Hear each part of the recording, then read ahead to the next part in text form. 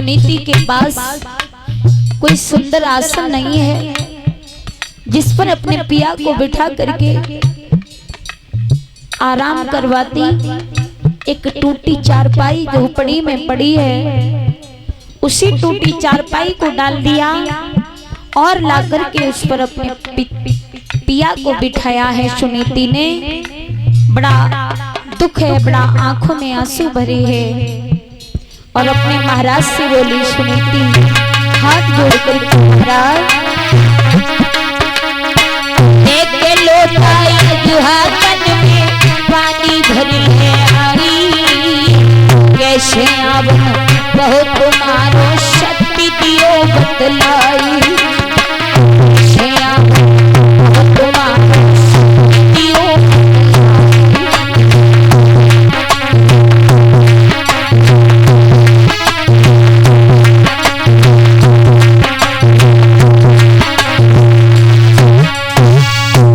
बहुत रोई सुनीति।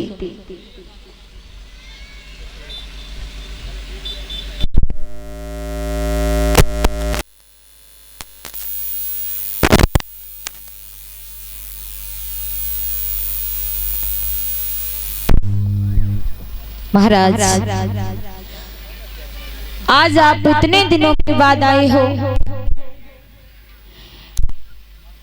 अब सुनीति मैया सोच रही है ऐसा तो नहीं कहीं मेरी शौत ने मेरे पिया को अपने प्यार में फंसा करके मुझे मरवाने के लिए भेजा हो। कहने लगी महाराज क्या मुझसे कोई भूल बन गई। सुनीति ने जब रो रो करके कहा, उत्तान पास सुनी के आंसू पहुंचने लगे। बोले महारानी रो नहीं, मैंने आपसे बहुत मना किया था कि आप मेरा दूसरा विवाह मत करवाओ, पर आपने मेरी बात नहीं मानी और आपने दूसरा विवाह करवा दिया।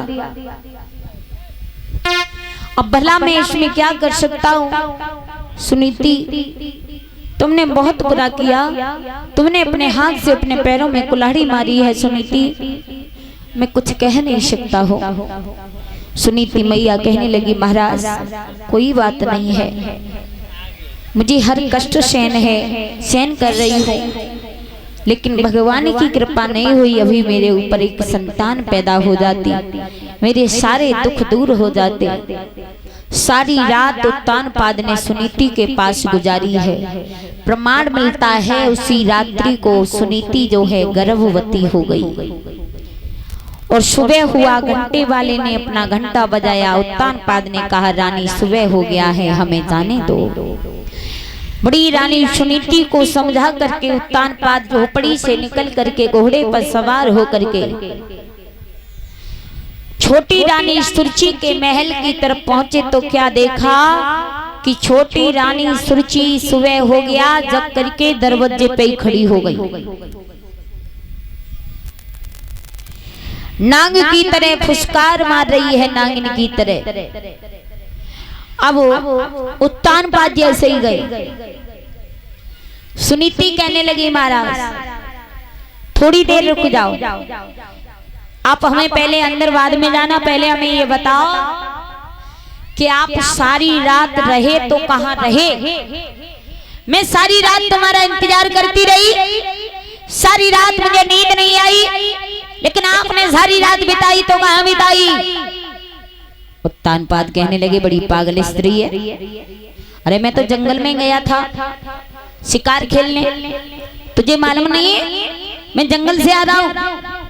सुरुचि कहने लगी महाराज जंगल से आते हो तो घोड़े की पीठ पे पसीना होता, घोड़ा थका हुआ होता, लेकिन आप इस समय जंगल से नहीं आ रहे हो। कहां से आ रहा हूँ? जवाब दिया सुनो, मुझे मालूम है कि तुम कहां से आ रहे हो। सुनो बोली सुरुचि अपने महाराज उत्तानपाद से,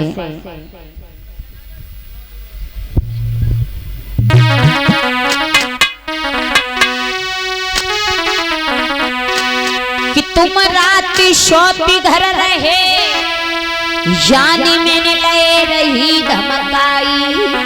बोली सुरुचि और बादिन की करी हो याद कसम मेरी खाई।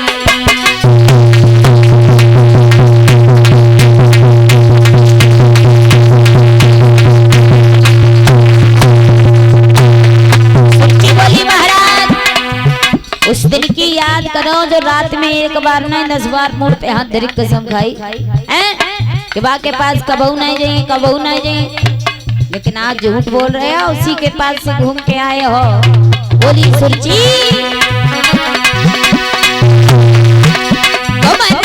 सोती घर में जान में ले रही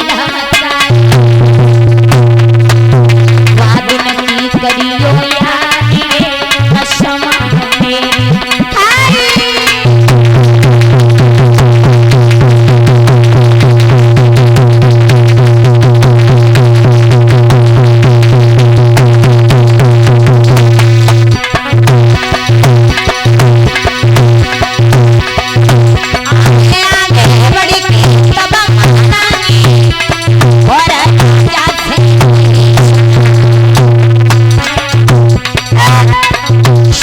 के घर तुम्हारा